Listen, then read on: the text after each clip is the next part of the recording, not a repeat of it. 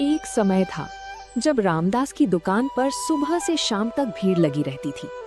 लोग घंटों इंतजार करते थे, सिर्फ उसके हाथों से बनी मिट्टी के बर्तन खरीदने के लिए। लेकिन अब समय बदल चुका था, लोगों की जरूरतें भी बदल गई थीं। मिट्टी की खुशबू की जगह प्लास्टिक और स्टील ने ले ली थी।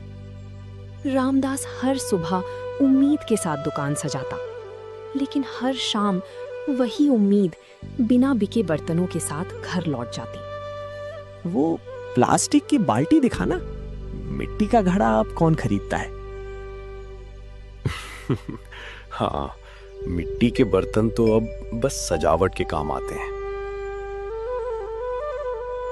कुछ शब्द इंसान के कानों से नहीं, सीधे उसके दिल में उतर जाते हैं।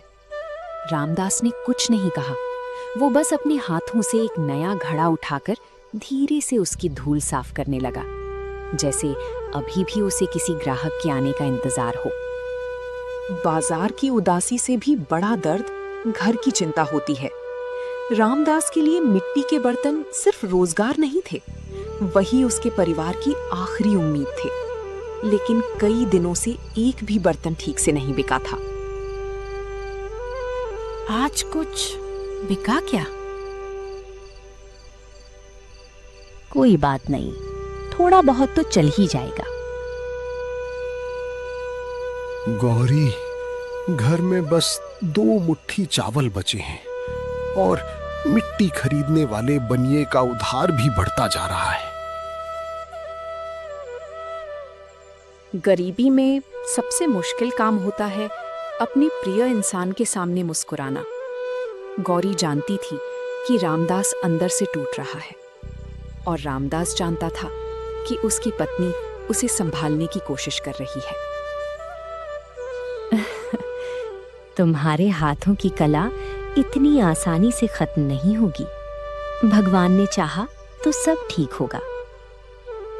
रामदास धीरे से मुस्कुराने की कोशिश करता है, लेकिन उसकी नजर कमरे के कोने में रखे अध बने घड़ों पर टिक जाती है।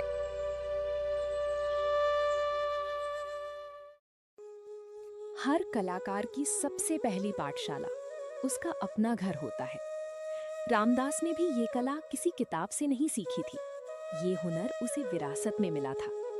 उसके पिता हरिराम पूरे इलाके के सबसे मशहूर कुम्हार थे।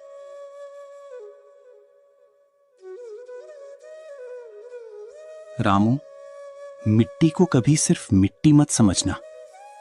तो फिर ये क्या है बाबूजी? ये भूखी माँ के लिए मटका है, किसान के लिए घड़ा है, मंदिर का दिया है और किसी गरीब के घर की रसोई है। जब तक मिट्टी जिंदा है, तब तक गांव जिंदा है। उन शब्दों का मतलब उस छोटे बच्चे को तब समझ नहीं आया, लेकिन आज वही शब्द उसके जीवन की सबसे बड़ी ताकत बन चुके थे। आओ, आज पहली बार तुम अपने हाथों से एक घड़ा बनाओ।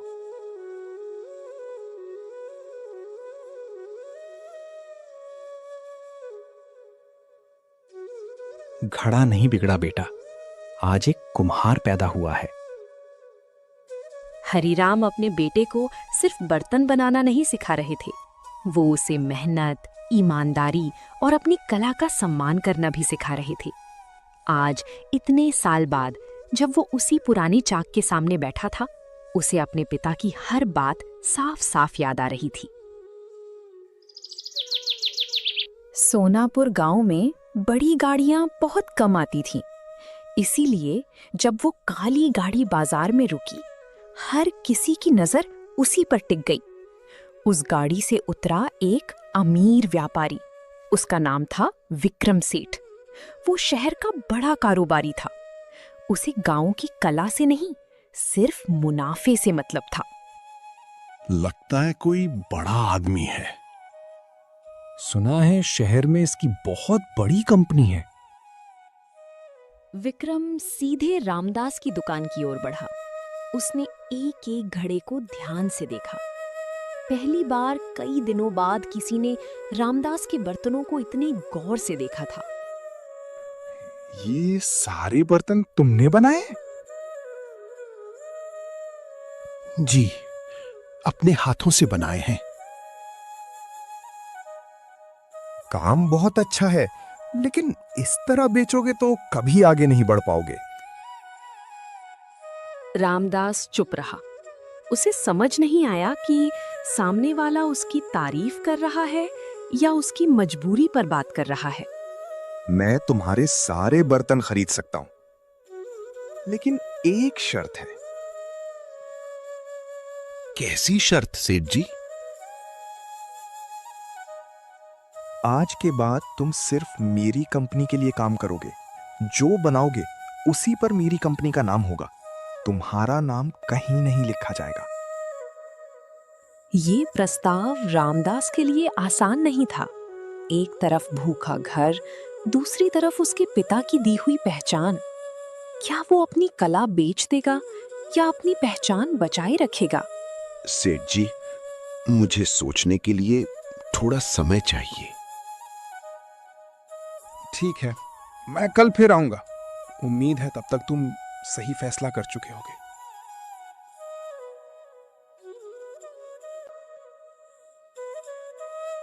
कभी-कभी इंसान के जीवन में ऐसे मोड़ आते हैं जहां हर रास्ता सही भी लगता है और गलत भी।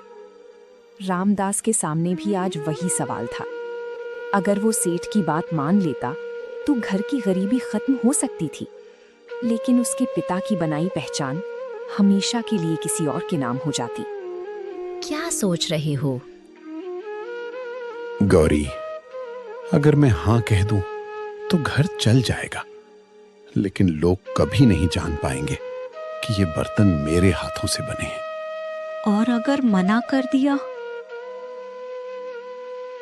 तो शायद हमारे घर का चूल्हा भी ना जले। गौरी ने रामदास के चेहरे की ओर देखा।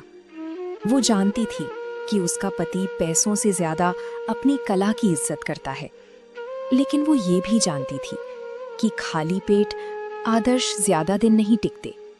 मैं तुम्हें कोई सलाह नहीं दूंगी, लेकिन इतना जरूर कहूंगी, जो फैसला करो ऐसा करना कि कल आईने में खुद की आंखों में देख सको। गौरी की बात सुनकर रामदास कुछ नहीं बोला।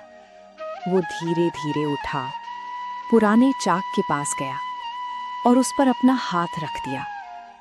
उसे ऐसा लगा जैसे आज भी उसके पिता की आवाज उसी चाक से आ रही हो। रामू, कला की कीमत पैसे से नहीं, ईमानदारी से होती है। रामदास की आंखें भर आईं। उसने आसमान की ओर देखा और मन ही मन अपना फैसला कर लिया।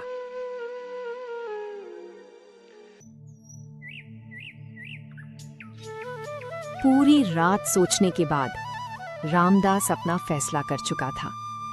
उसे पता था कि उसका एक जवाब उसके परिवार की किस्मत भी बदल सकता है और उसकी पहचान भी।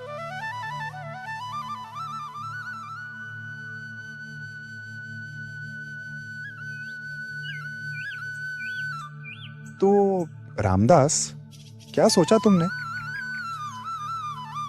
सेठ जी, आपका प्रस्ताव बहुत बड़ा है, लेकिन मेरे पिता ने मुझे एक बात सिखाई थी। कला बेची जा सकती है, लेकिन कलाकार की पहचान नहीं। अच्छी बातें पेट नहीं भरती रामदास। जब भूख लगेगी तब खुद मेरे पास आओगे। हो सकता है, लेकिन उस दिन भी मैं अपने नाम से ही काम करूंगा। रामदास ने अपनी पहचान तो बचा ली, लेकिन अब उसके सामने पहले से भी बड़ी मुश्किल खड़ी थी।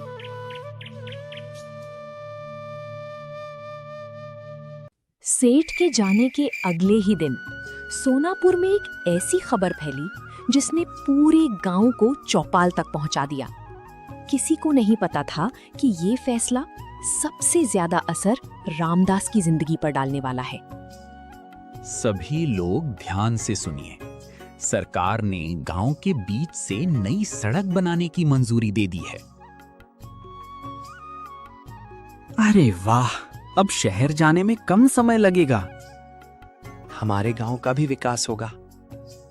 गांव के ज्यादातर लोग खुश थे, लेकिन कुछ ही पल बाद ग्राम सचिव ने नक्शा खोलकर जमीन की जानकारी पढ़नी शुरू की।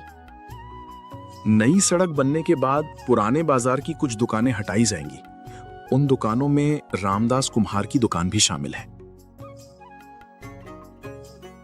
सरपंच जी, मेरी कुम्हार की दुकान तो मेरे दादा के समय से वही है। रामदास, हम तुम्हारा दर्द समझते हैं, लेकिन ये फैसला हमारे हाथ में नहीं है। रामदास के कानों में अब कोई आवाज साफ सुनाई नहीं दे रही थी। उसकी नजर बस अपनी छोटी सी दुकान पर टिक गई। वही दुकान जहां वो बरसों से अपने हाथों से बने मिट्टी के बर्तन बेचता आया था। उसे समझ नहीं आ रहा था कि अगर ये दुकान चली गई तो उसकी मेहनत लोगों तक कैसे पहुंचेगी।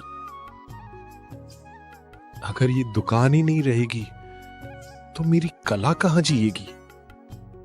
पूरे चौपाल में सन्नाटा छा गया। किसी के पास इस सवाल का जवाब नहीं था। कई बार इंसान को सबसे ज्यादा दर्द किसी चीज के टूटने का नहीं होता, बल्कि उसे खो देने के डर का होता है।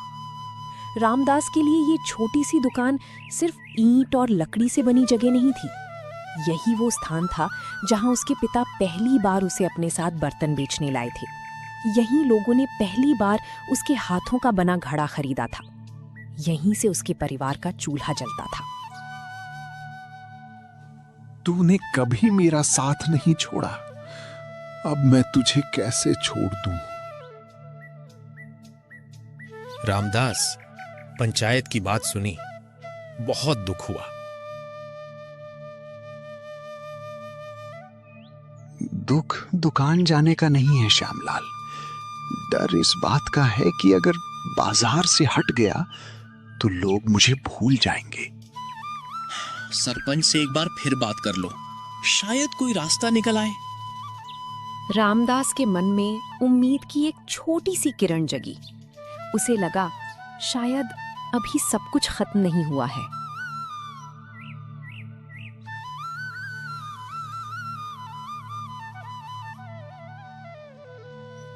सरपंच जी, अगर मेरी दुकान बचाने का कोई भी रास्ता हो तो मुझे बता दीजिए।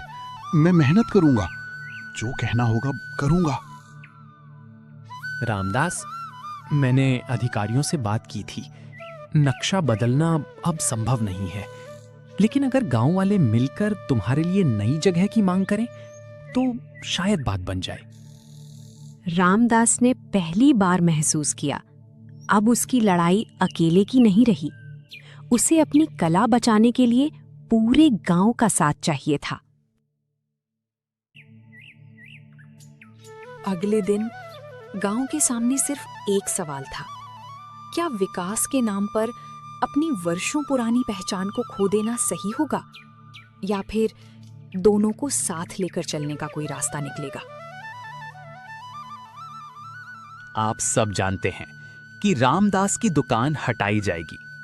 अगर आप सब चाहें तो हम प्रशासन से उसके लिए नई दुकान की मांग कर सकते हैं। नई सड़क जरूरी है, लेकिन रामदास की दुकान भी तो हमारे गांव की पहचान है। आज उसके साथ होगा, कल किसी और के साथ भी हो सकता है। हम क्यों किसी एक आदमी के लिए सरकार से लड़ें? हर इंसान की अपनी सोच थी। कुछ लोग रामदास के साथ खड़े थे तो कुछ लोग सिर्फ अपने फायदे के बारे में सोच रहे थे। भाइयों, जब हमारे घर में शादी होती है तो रामदास के घड़े ही जाते हैं। दिवाली पर उसके दिए जलते हैं। अगर उसकी दुकान ही नहीं रहेगी तो आने वाली पीढ़ी इस कला को कहां देखेगी। मैं किसी से सड़क रुकवाने नहीं आया हूं। विकास जरूरी है, लेकिन अगर हो सके तो बस इतना कर दीजिए कि मेरी कला भी जिंदा रहे। मुझे भी एक छोटी सी जगह मिल जाए जहां मैं अपने हाथों का काम लोगों तक पहुंचा सकूं। रामदास की आवाज में शिकायत नहीं थी, सिर्फ अपनी मेहनत बचाने की विनती थी। उसकी बातें सुनकर कई लोगों की आंखें झुक गईं। ठीक है, हम सब की तरफ से एक आवेदन तैयार करेंगे। जो भी रामदास के साथ है वो उस पर अपना हस्ताक्षर करेगा।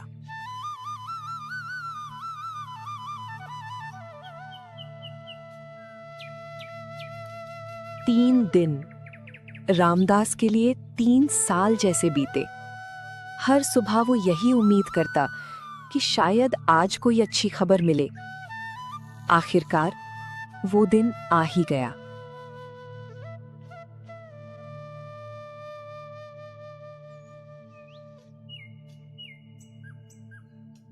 रामदास, तहसील से जवाब आ गया है। क्या मेरी दुकान बच जाएगी सरपंच जी? सरकार ने सड़क का नक्शा बदलने से मना कर दिया है।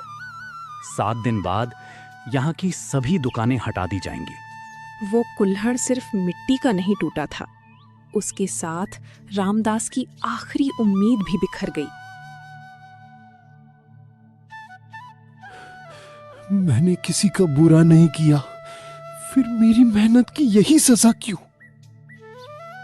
मुझे अफसोस है रामदास, मैंने पूरी कोशिश की। सरपंच के पास शब्द थे लेकिन समाधान नहीं। रामदास के पास मेहनत थी लेकिन अब उसे बेचने की जगह नहीं थी।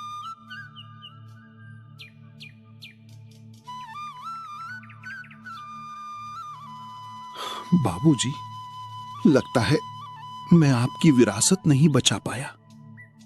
उस शाम पूरे बाजार में सूरज रोज की तरह ढला, लेकिन रामदास की जिंदगी में एक लंबी अंधेरी रात शुरू हो चुकी थी।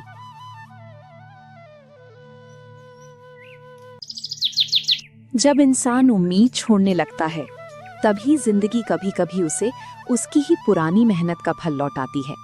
रामदास को अभी इसका अंदाजा भी नहीं था। क्या आप रामदास काका हैं? पहचानेंगे भी कैसे? 20 साल पहले मैं बहुत छोटा था। रामदास ध्यान से उस युवक का चेहरा देखने लगा, लेकिन यादें अभी भी धुंधली थीं। हाँ बेटा, लेकिन मैंने तुम्हें पहचाना नहीं। रामदास ध्यान से उस युवक का चेहरा देखने लगा, लेकिन यादें अभी भी धुंधली थीं। मेरा नाम मोहन है। मेरे पिताजी खेतों में काम करते थे। जब हमारे घर में पैसे नहीं थे, तब आपने बिना 1 रुपया लिए मेरी माँ को पानी रखने के लिए घड़ा दिया था। अरे, तू वही छोटा मोहन है? हाँ काका, आज मैं जिले के हस्तशिल्प विभाग में काम करता हूँ। अभी गांव आया तो आपकी दुकान के बारे में सब पता चला। रामदास ने कभी किसी की मदद बदले की उम्मीद से नहीं की थी, लेकिन अच्छे काम कभी बेकार नहीं जाते। काका, मैं कोई वादा नहीं करूंगा, लेकिन मैं पूरी कोशिश करूंगा कि आपकी कला खत्म ना हो। अगर मेरी कला बच गई तो समझूंगा कि मेरे बाबूजी की सीख अभी भी जिंदा है। मोहन ने रामदास का हाथ मजबूती से थाम लिया। कई साल पहले रामदास ने एक घड़ा देकर किसी की प्यास बुझाई थी। आज शायद वही इंसान उसकी उम्मीद को फिर से जिंदा करने आया था। पूरी रात रामदास यही सोचता रहा, क्या सचमुच उसकी कला बच सकती है? उसे नहीं पता था। मोहन सिर्फ दिलासा देकर नहीं गया था, वो एक नई उम्मीद लेकर लौट रहा था।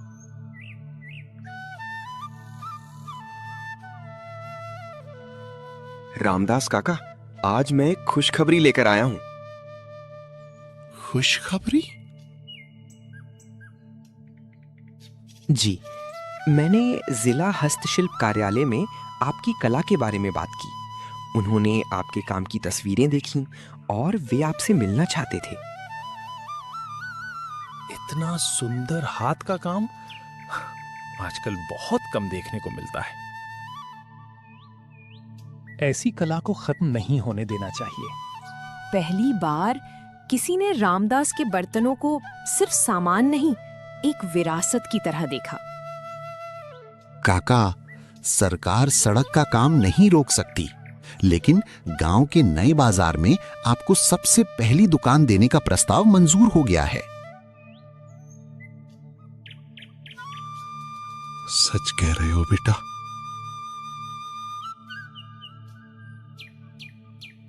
हाँ रामदास, नई दुकान का किराया पहले 1 साल तक नहीं लिया जाएगा और उद्घाटन भी तुम्हारी दुकान से ही होगा। रामदास की दुकान तो बदलने वाली थी, लेकिन उसकी पहचान नहीं। शायद यही उसकी सबसे बड़ी जीत थी। मैंने कभी दौलत नहीं मांगी, बस इतना चाहता था कि मेरे हाथों की कला जिंदा रहे। और अब ये कला सिर्फ गांव में नहीं, पूरे जिले में पहचानी जाएगी।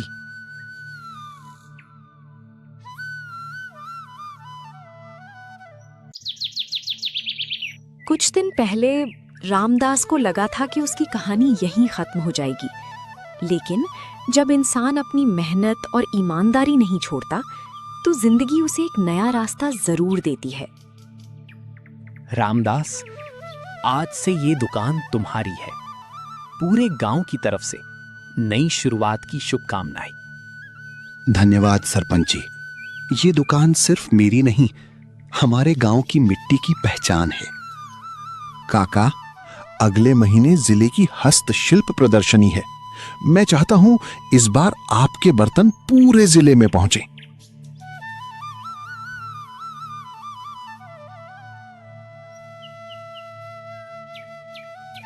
दादाजी, क्या आप मुझे भी घड़ा बनाना सिखाएंगे? जरूर बेटा, लेकिन पहले मिट्टी को महसूस करना सीखो। कला तब तक जिंदा रहती है जब तक उसे सीखने वाले हाथ मौजूद रहते हैं। रामदास ने सिर्फ अपनी दुकान नहीं बचाई, उसने अपने गांव की पहचान बचाई। और उस दिन सोनापुर का आखिरी कुम्हार आखिरी नहीं रहा।